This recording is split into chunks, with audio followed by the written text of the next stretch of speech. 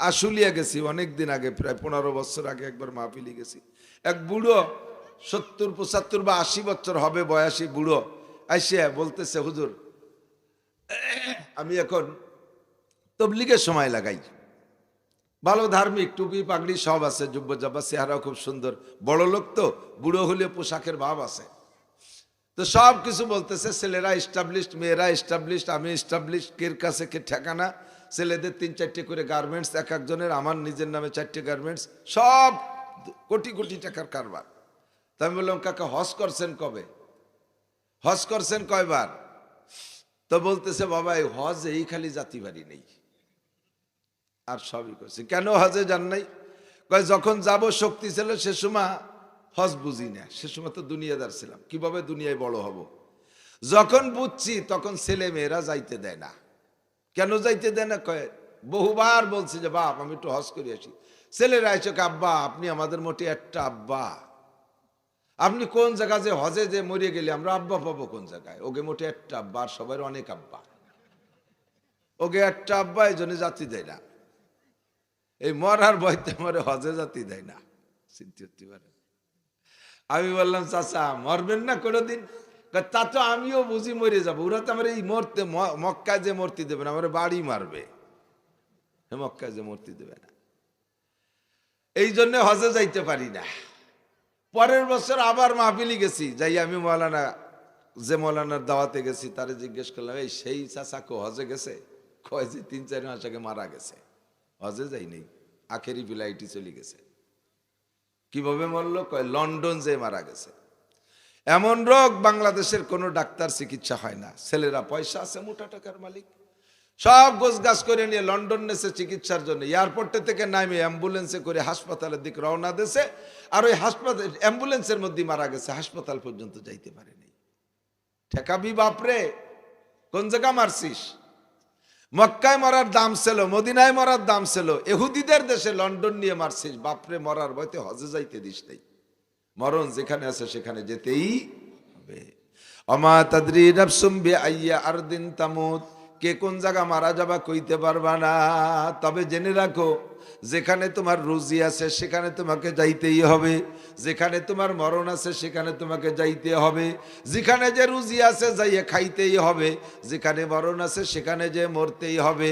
দো চিজা দমিরা কাসাদ জোরে জোর অধিক, দো চিজা দমিরা কাসাদ জোরে জোর, একে আবদানা দেখার খাকে গোর। দুইটা জিনিস মানুষকে তার জায়গায় নিয়েই ছাড়ে, একটা হলো রুজি আর রুটি, আর একটা হলো কবরের মাটি, যাইতেই ঠিক কিনা? 5টা জিনিসের ভিতরে একটা, বৃষ্টি কবে হবে আর হবে না এটা আল্লাহই ভালো জানে। আজকে যদি বৃষ্টি হইতো, অনেকে হুজুরে বলতো, হুজুর আপনি বৃষ্টির দিনও আজ দিলেন কে? বেটা আজকে বৃষ্টির দিন, এতে পুষ মাস, বৃষ্টি হবে আষাঢ় শ্রাবণ ভাদ্র আশ্বিন মাসে, এখন পুষ মাসে দিলাম, তাহলে থেকে আমরা বাপ বেটা মিলে ঠেয়াতে পারবো? এ দেয় কে? না দেয় কে? পরিবেশ ভালো করে দিয়েছে কে? যতবার আল্লাহ বলবেন 4000 করে নেকি পাবেন, বলেন আলহামদুলিল্লাহ। আল্লাহ তাআলার শুকর আদায় করব, বলি আলহামদুলিল্লাহ। আলহামদুলিল্লাহ। একেবারে বেডঙ্গা জায়গা, রাস্তাঘাট সচরাচর ভ্যানবন সুন্দর গাড়ি আসতে পারে না, এরপরও আপনারা কষ্ট ক্লেশ করে যথেষ্ট মানুষ আসছেন। আমি দোয়া করি আল্লাহ তাআলা সকলকে সহি বুঝ দান করে, বলেন আমিন। আমাদের হিদায়াতের জন্য সব মানুষ দেওয়ার জন্য এক নজর দাঁড়ালো, ভালোই লোক আছে, দাঁড়ায় দেয়া লাগে নাকি? মন সাথিছে না তাই দেখলো, আকশোটে আসছে তো। আমাদের হিদায়াতের জন্য আল্লাহ পাক রব্বুল আলামিন 104 খানা আসমানি গাইডলাইন, আসমানি সিলেবাস, 104 খানা আসমানি কিতাব। কয় খান? এত লাগতো না, একখান হলেই যথেষ্ট ছিল, ঠিক না? কিন্তু আল্লাহ লাগাইলেন কেন? যে জামানার ছাত্রদের যোগ্যতা যেমন, সেই জামানার বই পুস্তকও সেই সাইজতিয়াই। ক্লাস 1-এর ছাত্র 1-এর বই, এম এর ছাত্র এম এর বই, এম এ ক্লাসের ছাত্ররে 1-এর বই দিলি তার সে তৃপ্তি পাবে পড়িয়া, আর 1 ক্লাস আলারে এম এ বই দিলি ভর্তি পারবে না। আদম আলাইহিস সালাম থেকে নিয়ে শুরুতে গেছে ক্লাস 1-এর ছাত্র, তাদের জন্য সহজ বই। নূহ আলাইহিস সালাম থেকে আর একটু শিয়ানা হয়েছে ছাত্ররা, তাদের জন্য আর একটু কঠিন বই। ইব্রাহিম আলাইহিস সালাম আসার সময় আইসা ছাত্রর সাইজ হয়েছে নমরুদ, আন্তর্জাতিক খ্যাতি সম্পন্ন দামড়া, বিশ্ব আবাল। এরে ওই আগের বইতে তৃপ্তি দেওয়া যাবে না, কিতাবও দেশে সেই রকম, নবীও দেশে সেই রকম নবী, জাতির পিতা ইব্রাহিম আলাইহিস সালাম। কতক্ষণ ইব্রাহিম আলাইহিস সালাম কি জাতি, একটু কন না কি ইব্রাহিম আলাইহিস সালাম জাতির পিতা। মুহূর্তের মধ্যে বাংলাদেশে জাতির পিতা পাল্টে গেছে। এই বিশ্ব রোডে সব জায়গায় কবে লে তুই আল্লাহ জানে, 5ই আগস্টের পরেই দেয় যে সে গেটে জাতির পিতা ইব্রাহিম আলাইহিস সালাম, ওই পদ্মা সেতু ইব্রাহিম আলাইহিস সালাম, রোড টোলে ইব্রাহিম আলাইহিস সালাম, সব জায়গায় ইব্রাহিম আলাইহিস সালাম।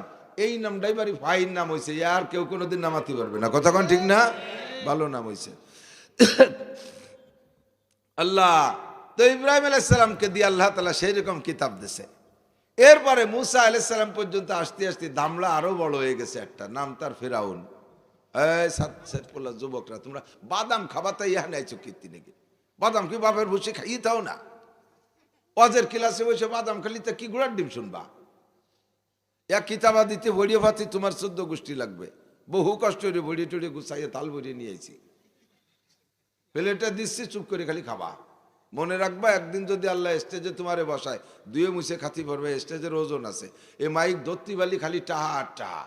আমি তো চাইয়ে নিতে পারি রে। ইলিয়াস আর আব্দুল খালেক কাছে শুনিয়ে দেন কে, স্টেজে উঠার আগে 80,000 টাকা দেওয়া লাগে, মাইক ধরার